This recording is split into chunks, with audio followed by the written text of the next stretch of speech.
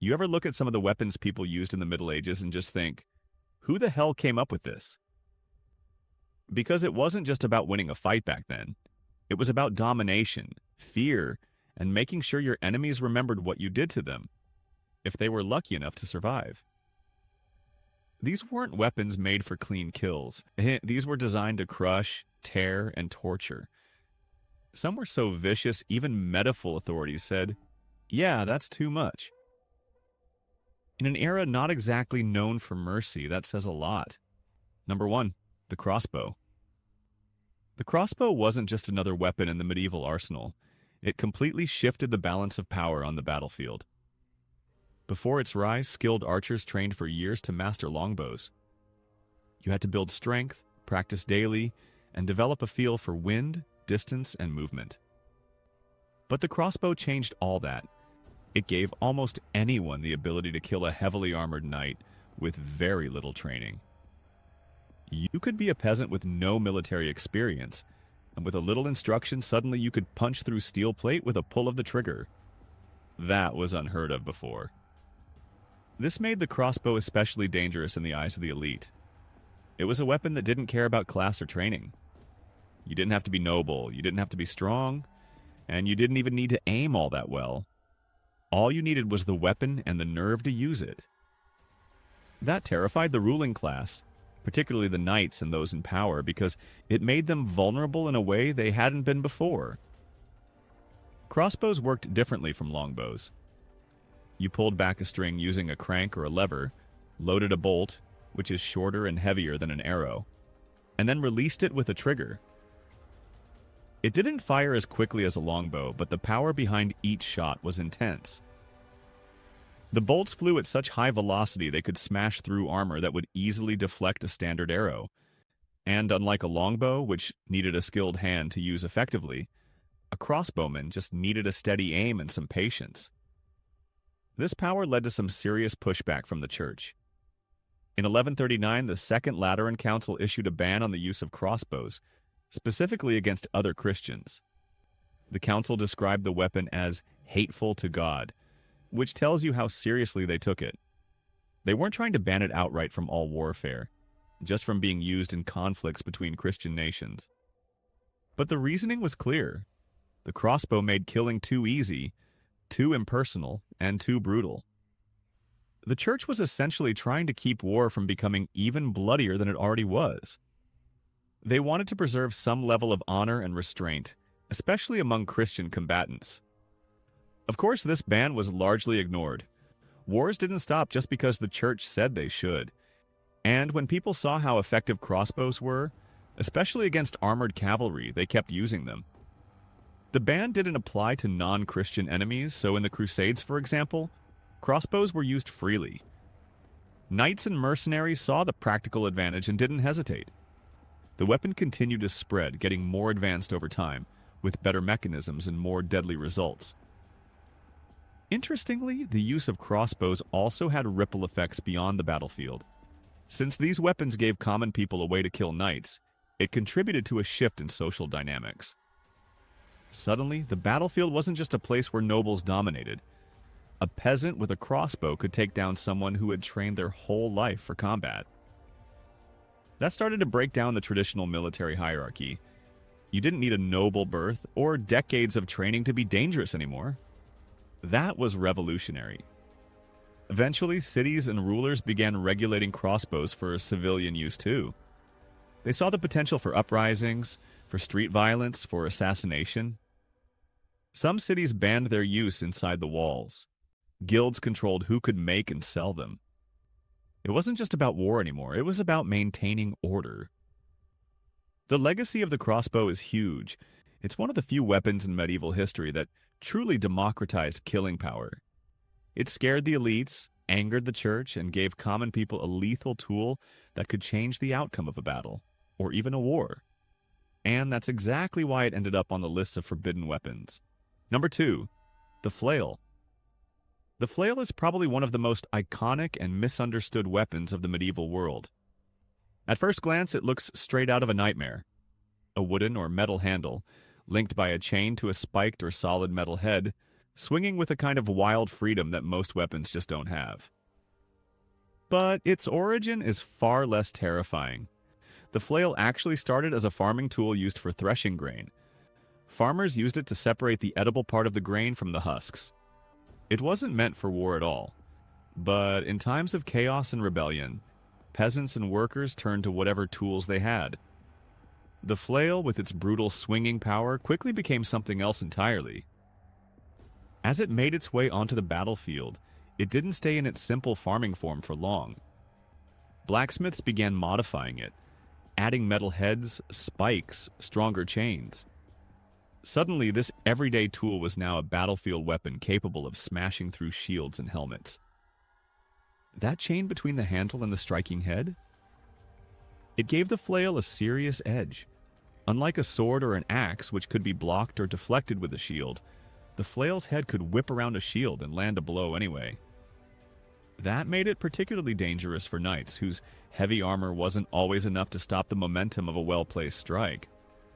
But that swinging chain also made it unpredictable. If you didn't know exactly how to handle it, the flail could come right back and hit you instead of your target. It took real skill to use without injuring yourself. That's part of why it never became the main weapon for most medieval armies. It was too hard to control in the heat of battle, especially when formations were tight and chaos was everywhere. Still, its raw power was enough to keep it in circulation, especially during sieges, uprisings, or in the hands of rebels who didn't have access to more refined weapons. One of the reasons the flail got a reputation for being too brutal was its association with peasant revolts. When regular people rose up against lords and kings, they often didn't have swords or spears. They had tools. The flail became a symbol of rebellion, something that frightened those in power. Not only could it kill, but it also represented the threat of the lower classes rising up with what they had on hand. Authorities didn't like that one bit. In several medieval cities, carrying a flail was outright banned. Local laws would prohibit them inside the city walls, partly to keep the peace and partly to prevent organized rebellion. On top of that, the kind of injuries a flail caused were horrifying. A sword might give you a clean cut, maybe even a quick death. But a flail? It could cave in your skull, break your ribs, or snap bones with a single swing. The injuries were gruesome, often fatal, and left a mess that haunted witnesses. That brutality made it not just a weapon of war, but a psychological weapon too. Even seeing someone wielding one could be enough to make an untrained fighter think twice before engaging. So while the flail never reached the popularity of the sword or spear, it carved out its own bloody place in medieval history. A tool of the common man turned into a weapon of chaos and fear? Too effective to ignore, too dangerous to trust, and too brutal to be allowed unchecked. Number 3. The Morning Star. The Morning Star looked like something straight out of a nightmare. Imagine a solid wooden or metal shaft, and on top of it, a heavy iron ball covered in sharp spikes. That's the basic design. At a glance, it might seem similar to a mace, but the key difference was those brutal spikes. While a mace relied purely on blunt force to smash through armor or bones, the Morning Star added piercing power, making the damage even more vicious. It didn't just dent or bruise. It ripped and tore, leaving opponents with injuries that were nearly impossible to treat, especially with the limited medical knowledge in the Middle Ages. What made the Morning Star especially terrifying wasn't just how much damage it could do, but how little skill it required. You didn't need to be a trained knight or an expert swordsman to use one effectively. Swing hard enough, and you could easily break bones or puncture through chainmail. That accessibility made it popular among foot soldiers and lower-ranking fighters who wanted something deadly without a lot of training. But that same simplicity was part of the problem. Because anyone could pick one up and cause serious harm, it became associated not only with the battlefield, but with street violence, torture, and even public executions. In certain parts of Europe, the Morning Star developed a nasty reputation for being a weapon of cruelty rather than combat. Some historical records link it to executions where condemned prisoners were beaten to death as a form of public spectacle. The combination of blunt trauma and spiked injuries made for an especially gruesome death. Broken limbs, crushed skulls, and deep puncture wounds were all part of the package. This association with torture and excessive brutality led some city-states and religious authorities to ban or heavily regulate its use, especially during times of relative peace when carrying such weapons in public was seen as a threat to order. Another reason the Morning Star drew so much attention was its symbolism. It wasn't just a practical tool of war, it became a symbol of domination and terror. In some depictions, guards of lords or bishops carried morning stars not only for defense, but as a visual warning, not a reminder of what could happen to anyone who defied authority. That's partly why some regions limited their use to official soldiers or guards and outlawed them among common citizens. The idea was to prevent riots or revenge killings that could spiral into uncontrollable violence. Interestingly, despite its brutal nature, the Morning Star also became a status weapon among some knights. Custom-made versions, often decorated with gilded spikes or engraved handles, were carried as symbols of rank. But on the battlefield, there was nothing decorative about it. One clean hit to the head or chest, and your opponent was either dead or too injured to continue fighting. That's why even in a time filled with savage weapons, the Morning Star stood out. It didn't just kill, it mutilated, crushed, and terrified, and that's exactly why some people tried to keep it off the battlefield. Number 4, the Trebuche. Out of all the siege weapons used during the medieval period, the Trebuche stood out as one of the most terrifying and effective. It wasn't just about brute force, it was engineering genius for its time. Unlike simpler catapults that used tension or torsion, the Trebuche used a massive counterweight system. This gave it way more power and accuracy. When the weight dropped, it flung a sling loaded with a projectile into the air, sending it crashing into enemy walls, towers, or anything else standing in the way. And we're not talking small rocks here. Some of these machines could hurl stones weighing hundreds of pounds, easily smashing through fortified structures like they were made of clay. But what made the Trebuchet so brutal wasn't just its strength. It was how creatively destructive it could be. Sure, it could toss boulders to collapse walls, but medieval armies took things much further. Once they realized how far they could launch things, they started using the trebuchet as a psychological weapon. Soldiers began flinging flaming barrels filled with pitch and oil, setting parts of towns or castles ablaze. And even more disturbingly, they used it to launch rotting animal carcasses or infected bodies into besieged areas. This early form of biological warfare aimed to spread disease among the enemy, or force them into surrender by contaminating their water supply or simply demoralizing them. Just imagine sitting in a castle under siege and having plague-infested corpses come flying over the wall. It was pure nightmare fuel. Even though there wasn't a clear, widespread ban on trebuchets, the way they were used sometimes crossed a line. Some religious and political authorities began to speak out, not about the machines themselves, but about how they were being used. Firing at civilians, destroying homes rather than just military targets, or spreading disease on purpose. It all started to feel like overkill, even by medieval standards. These objections didn't exactly stop armies from using them, but it shows that people were already wrestling with the morality of war long before modern rules like the Geneva Conventions existed. In terms of design, trebuchets came in different sizes. There were smaller, more mobile versions that could be moved and set up quickly, and then there were enormous fixed ones that had to be built on site and could take days to assemble. These bigger ones could launch objects more than 300 meters away. In some battles, multiple trebuchets were used at once, firing in rotation to keep constant pressure on the enemy. The sound alone, a deep, heavy crack followed by the whistling flight of a giant stone, was enough to terrify defenders. It was warfare mixed with theater. Even though they eventually became obsolete with the rise of gunpowder and cannons, trebuchets held a fearsome reputation throughout the Middle Ages. They were more than just weapons. They were tools of intimidation, destruction, and sometimes sheer cruelty. Number 5. The Basilard. The Basilard wasn't just another dagger, it stood out with its unique H-shaped hilt, giving it a bold and intimidating look. Originally designed for close combat, it became popular during the 14th and 15th centuries, not just on the battlefield but in the streets and taverns of medieval Europe. Its size made it versatile. Bigger than most daggers but smaller than a sword, the Basilard could be easily concealed under a cloak or strapped to the belt. That made it a favorite not only for soldiers and mercenaries but also for civilians, especially the kind who didn't necessarily follow the law. Back then, cities were getting more crowded, and with more people packed into tight spaces, tensions flared more often. Arguments could escalate quickly, and weapons like the Basilard made those encounters deadly.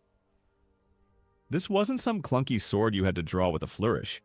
The Basilard could be pulled out fast, used in a fight, and slipped back out of sight before anyone even realized what happened. Because of that, it became closely associated with street brawls, drunken fights, and gang activity. It wasn't just a weapon, it became a symbol of urban violence. The authorities didn't ignore this. As crime increased and more stabbings occurred, city officials started seeing the Basilard as a threat to public order. It wasn't about the weapon itself being more deadly than others. It was about how and where it was used.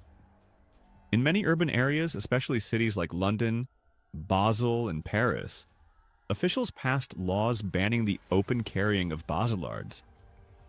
In some places, even just wearing one could get you fined or thrown in jail, depending on who you were. The weapon had become too closely tied to thuggery. The ban didn't stop people from carrying them, of course. Just like with modern attempts to ban knives or certain kinds of guns, people still found ways to keep their Basilards hidden, and sometimes the bans were more about class control than crime prevention. Wealthy men who wore decorative Basilards as part of their outfits were rarely punished. But if a poor laborer was caught with one, he'd likely face a harsher consequence. That double standard fed into growing class tensions in the late Middle Ages. Despite the negative associations, the Basilard remained popular for a long time. Some versions were beautifully crafted, with engraved hilts and fine steel blades, making them valuable status symbols. But even then, the line between weapon and accessory was blurry. People knew what a Basilard was capable of. It was a tool for survival in a time when danger could strike in a market, at a pub, or walking home in the dark. So, even with bans and bad press, it stayed in circulation. That mix of beauty and brutality is what made the Basilard both iconic and feared in medieval life. Number 6. The Mace. Back in the gritty reality of medieval warfare, when chainmail clinked and steel clashed on battlefields soaked with mud and blood, the mace wasn't just another weapon. It was a pure force of destruction. Unlike swords that required skill and finesse, the mace was brutal and blunt, literally. A simple design, a heavy head, often flanged or knobbed, mounted on a strong handle, made it incredibly effective at crushing bones and denting armor. It didn't need a razor-sharp edge, it just needed momentum, weight, and a strong swing. Knights and foot soldiers alike carried maces for one key reason. They worked against armored opponents. When plate armor became more common, swords started to lose their edge, quite literally. A blade might glance off, but a mace? It could dent a helmet, crack a ribcage, or rattle a brain inside a skull without even piercing the skin. That kind of power turned the mace into a favorite on the battlefield, especially during close, brutal, hand-to-hand fighting. But the story of the mace doesn't end on the battlefield. It had a much darker presence off it. In many regions, maces were also used for executions. One of the most chilling examples comes from Eastern Europe, where certain nobles or military leaders carried ceremonial maces, not just to symbolize authority, but to enforce it, sometimes quite literally. There are documented cases where executions involved smashing a skull with a mace instead of using a sword. It was savage and left a clear message. Absolute power, no mercy. Religious leaders even got in on it. Believe it or not, there are stories of clerics in the Middle Ages choosing maces over bladed weapons during warfare because they didn't want to shed blood. Technically, that's right. Crushing someone's body was apparently more acceptable than cutting them open. It's a strange twist of logic, but it was part of the way the medieval mind worked. The weapon was seen as somehow less sinful than a sword. So you'd have monks or bishops charging into battle wielding these heavy, blunt instruments of divine punishment. As cities grew and societies tried to get a grip on violent crime and public unrest, the mace's reputation became a problem. In urban centers, especially in parts of Germany and Italy, local governments began restricting or outright banning civilians from carrying them.